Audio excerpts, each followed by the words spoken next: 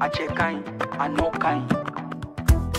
i bɛ om nana ni hɛrɛ ye wa i bɛ om nana ni an dun ye ɲɔgɔn tɛ ɲɔgɔn man da an dilu la c'est de la qualité ɲɔgɔn tɛ ɲɔgɔn man da an dilu la c'est le numéro 1 sokɔnɔna la a bɛ manamana hali kɛnɛmana la a bɛ manamana kɛ u ka siman kɔ c'est recommandé u ka siman kɔ c'est de la qualité an di baara telima cɛ ɲuman sɔngɔ dama tɛmɛ diya an di baara telima wa da ka di trop sojɔ law lafiyara pɛntirikɛlaw lafiyara i bɛ om nana ni hɛrɛ ye maliyɛnw sɛbɛra an du intérieur an du extérieur sɔngɔ dama tɛmɛ diya do ani siman kɔl a baara nɔ ka ɲi ne a bɛ ja teliya la a b'i ka so nuguya sɔngɔ dama tɛmɛ diya baara nɔ ka ɲi i bi om baara nɔ ka ɲi sɔgɔnɔ ta ni kɛnɛma ta a baara nɔ ka ɲi i bi om i bi om i bi om i bi om i bi om i bi om i bi om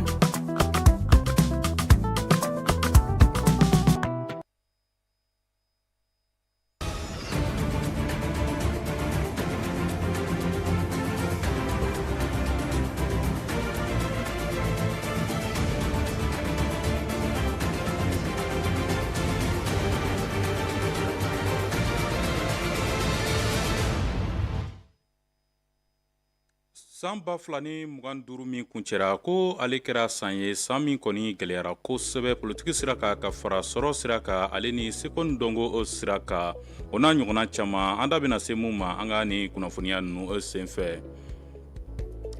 san 2026 ale min jɔra o hukumu kɔnɔna na IBIHOM cakɛlaw olu y'i ka dɔn k'a fɔ samɛsamɛ foli ta k'a ɲɛsin min y'i ka dɔn k'a fɔ IBIHOM ale yɛrɛ ɲɛma ma ale ni fasoden dɔw fana ka laseliw olu bɛɛ lajɛlen tara Advance TV kunnafoni ɲininaw fɛ an bɛna mun yira u la ni kunnafoniya ninnu senfɛ an balimaw nin de ye an ka kunnafoni bakurunbaw ye ka kɛɲɛ ni bi ntɛnɛn ye janvier kalo tile 5 san 2026 an bɛna mun walawalaw ye ni sisan da in na o kama an b'a fɔ ko aw bisimila Advance TV jabaraniso sanfɛla la i n'a fɔ an tun ye a fɔ aw ye cogo min na san 2025 ale kɔni kɛra san ye san min kɔni sɛbɛkɔrɔ gɛlɛyara kosɛbɛ Mali la politiki ko sira kan ka fara sɔrɔ sira kan ale ni seko ni dɔnko o sira kan nka u bɛna ta kunnafoniyaw y'a jira k'a fɔ fasodenw ko olu de kɛra muɲubaga ani sabalibaga ye marabagaw kɔni kɔrɔ ko o de kɛra sababu ye ka nin ko ninnu dɔw olu nɔgɔya ni waati na san nata in kɔni kow bɛna kɛ cogo di Musa Ɲang ale ni Assane Sow u ye wulikajɔ kɛ u ye minnu sɔrɔ aw ni ne an ka jɛ k'an ɲɛmada o fɛ san 2025 ale kɛra san ye san min wulikajɔ barika bonyana kosɛbɛ wa san do min kɔnɔna na waleba camanw sigira sen kan i n'a fɔ politiki sira kan ka taa bila sɔrɔ bosoni siraw kan ale ni lakana kow kan wa san do san min kɔni wulikajɔ barika bonyana san min na kosɛbɛ donc 2025 kɔni a barika ala ye mais a gɛlɛyara mɔgɔw ma parce que crise cayara an bolo dɔɔni crise sécuritaire bɛ yen nɔ attaque kɛra terroriste ye tiɲɛniw kɛ mɔgɔw kun kosɛbɛ bon kurantigiw fana cayara mɔgɔw ka activités n'u ka fɛnw gɛlɛyara activités bɛɛ ne bolo secteur d'activité bɛɛ ye gɛlɛya dɔ ɲina o tɛ banquiw y'a dɔn miniw y'a dɔn an yɛrɛ assureurs an y'a dɔn gɛlɛya nana ni min ye parce que ni dɔw ka baara ni fɛnw jɔra o kɛra sɛgɛn ye famille caman ma donc 2025 kɔni on a été éprouvé a gɛlɛyara mɔgɔw ma wale min ni ale tora maaw hakili la kosɛbɛ san 2025 in kɔnɔna na o de ye tajiko gɛlɛya ye ni a dekun ye jamanadenw sɔrɔ fɔ ka taa se jamana yɛrɛ marabajɛkuluw ma an y'a ye k'a fɔ an ka jatigɛwale minnu bɛ ka opération kɛ Mali la o laban ye an ka camion citerne kɛ cible a géré an kan kosɛbɛ parce que a faamu a ye wagati dɔ kɔni kɛra kɔni a kun ye anw yɛrɛ siran jamana ko ɲɛ puisque pour dire que jamana ka stabilité i n'a fɔ fanga basigili jamana ka hɛrɛ fanba bɛɛ bɛ o la donc hali ni jamana bɛ fanga yɛlɛma kɛ a ka sɔrɔ a bɛ ka kɛ ni bɛn ni kɛlɛ carburant ko in kun y'an siran mais heureusement maliyɛnw d'abord bɛ mɔgɔw muɲuna et puis filanan kɛra mun ye an ka sɔrɔdasiw y'u jɔyɔrɔ fa kosɛbɛ n'i y'a jateminɛ fɛn min yɛrɛ ye ni nimisi wasa ka kɛ fɛn ye fɛn min n'a bɛ to n kɔnɔ o ye maliyɛnw ka wulikajɔ ye parce que janfa taara ka ɲɛsin jamana ma ko jamana tajiko ko o bɛ bloqué ka bin maaw kan k'u ka citernes jeni ka chauffeurs faga a ma dabɔ dɔ wɛrɛ kama a dabɔra de walasa muruti bɛ se ka kɛ fanga kama cogo min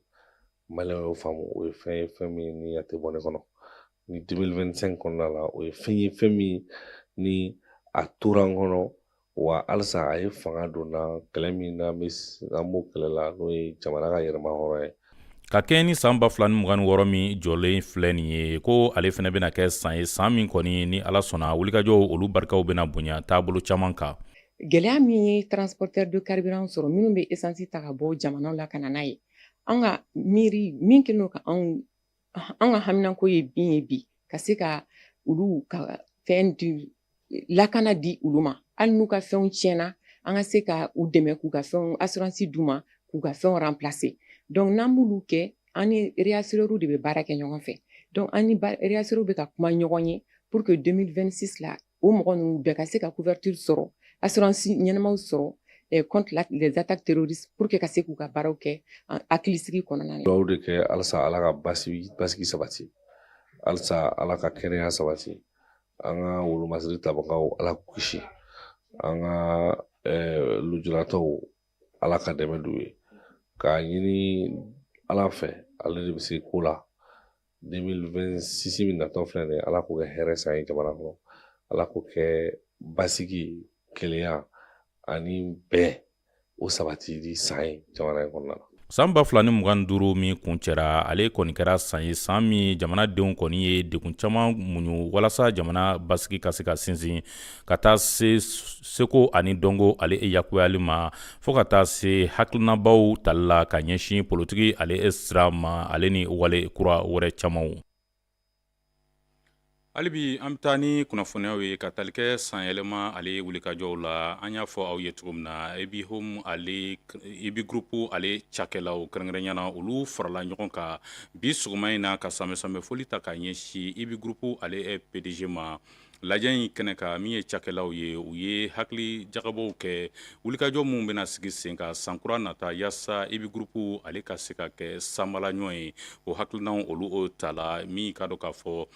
o kɔfɛ sigi ale kuncɛla ni duwawudenw ani ɲɔgɔn bilasira ye ni hakilina ɲumanw ye Fatumata M Jara ale tun bɛ a kɛnɛ kan a ye minnu sɔrɔ aw ni ne an ka jɛn k'o lajɛ. San o san a bɛ san caman bɔ ni sanyɛlɛma sera an bɛna an ŋaniya ye société ka ɲɛtaga ye min ye ani an bɛ duwawu kɛ ɲɔgɔn ye donc san o san ani PDG an bɛna an sigi k'o ɲɛfɔ ɲɔgɔn ɲɛna an bɛ duwawu dɔn kɛ ɲɔgɔn ye pour que société a bɛ taa cogo min ani anw yɛrɛ ka lahalayaw kɔnɔna na n'o y'an ka famille ye n'o ye an yɛrɛ ye duwawu don n'o kɛra ko caman na a ka ca ala fɛ o ko bɛ san sɔrɔ bon tiɲɛ na san min tɛmɛna n'o ye 2025 ye o gɛlɛyara ka da jamana yɛrɛ kɛcogo kan an ka usine ba min bɛ yen n'a bɛ sisan a bɛ san 30 ni san 5 bɔ o dayɛlɛnna Selinkenye o ye kasaraba sɔrɔ ka taa se jamana yɛrɛ ka bɛ lahalaya min kɔnɔ n'o ye crise de carburant ye n'o ye crise d'électricité ye o ye dadigi kana kosɛbɛ mais PDG yɛrɛ ka hakili jagabɔ fɛ a n'a yɛrɛ ka dɔnni fɛ donc ani anw yɛrɛ faralen ɲɔgɔn kan an sera ka crise in surmonter donc an bɛ duwawu de kɛ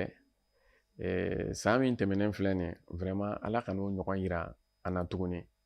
an bɛ san kura min kɔnɔ ala k'o hɛrɛ o kanɛmɛ k'o di an ma kɛnɛya ta fanfɛla la ka kɛnɛya di an bɛɛ lajɛlen kelen kelen ma ani an ka du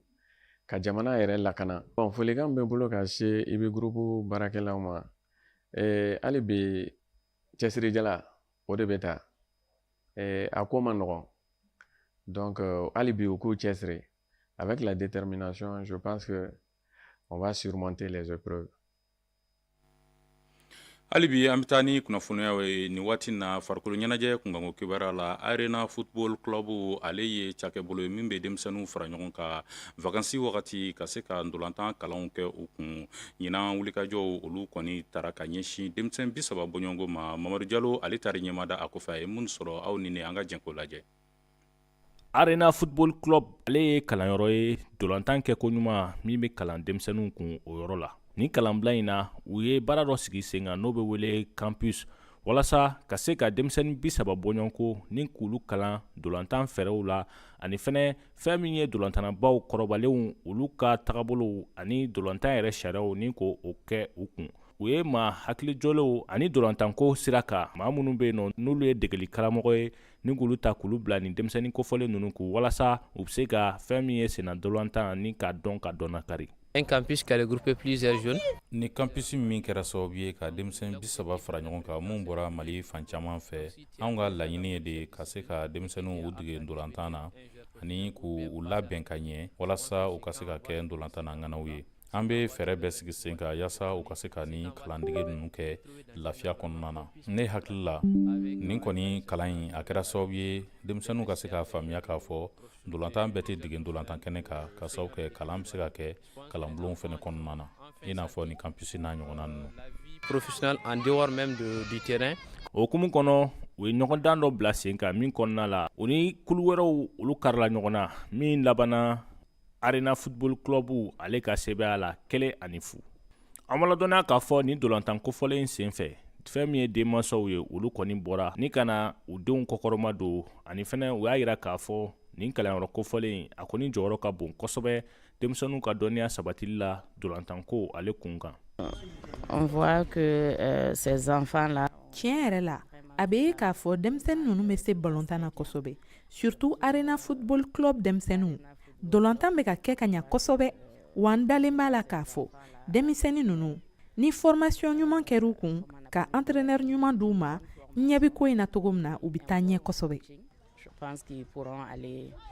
très loin. Laɲini min bɛ nin hakilina in kɔfɛ o de ye ka se ka Mali kɛ dolantan jamana ye o tɛ sabati fo denmisɛnninw u ka kalansen ɲɛnɛman sɔrɔ dolantan ale hukumu kɔnɔna la. O hukumu kɔnɔ u ye nin baara ninnu misaliya ta jamanaba minnu bɛ yen nɔ n'olu bɛ diɲɛ kɔnɔ ni dolantan yiriwalen don olu fɛ yen kosɛbɛ. U y'a yira k'a fɔ don n'a nataw la u bɛna nin baara ninnu caya an ka jamana fan caman fɛ walasa dolantan ale bɛ se ka kɛ fɛn ye siniɲɛsigi o bɛ sabati ni min ye. An balimaw nin de bɛ taa ni an ye jamana kɔkanko kibaruya hukumu kɔnɔna na Mamadu Jalo ale ye wulikajɔw kɛ a ye min sɔrɔ an ka jɛn k'o lajɛ. Ayiwa i n'a fɔ aw yɛrɛ y'a faamuya cogo min na nin de bɛ dan sigi an ka bi kunnafoniyaw la an bi aw fo ka waleɲuman dɔn a filɛliko ɲuman na ka dugawu kɛ sankura min jɔlen filɛ ala ka a kɛ hɛrɛ san ye ala k'a kɛ basigi san ye maliden kelen kelen bɛɛ lajɛlen ni ɲɔgɔn cɛ ka hakɛto ɲini aw bɛɛ lajɛlen fɛ aw k'an bɛn waati wɛrɛ.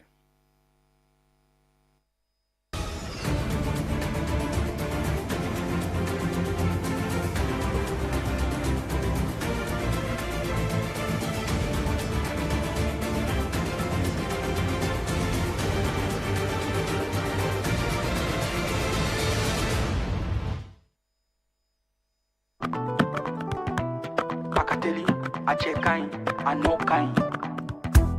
Ibe om nanani wa ibe om nanani anduye. Nyokote nyokomanda andilula, c'est de la qualité. Nyokote nyokomanda andilula, c'est le numéro 1. Sokononala, abe mana mana, halikene malala, abe mana mana ke. Ukasi manko, c'est recommandé. Ukasi manko, c'est de la qualité. Andi paratelima, chenyuma, songoda matemedia, andi paratelima. Telima wabdaka di tro Sojo na una fiera Pentiri ke na una fiera Ibe om nanani here Mali ho severa Andu intérieur Andu extérieur Songo dama teme diado Anisi mankol Apara no kanyine Abe jateli ala Abika so nuguya Songo dama teme dia Bara no kanyi ibi umbaro no kanyi Sogo no tani kene mata Abara no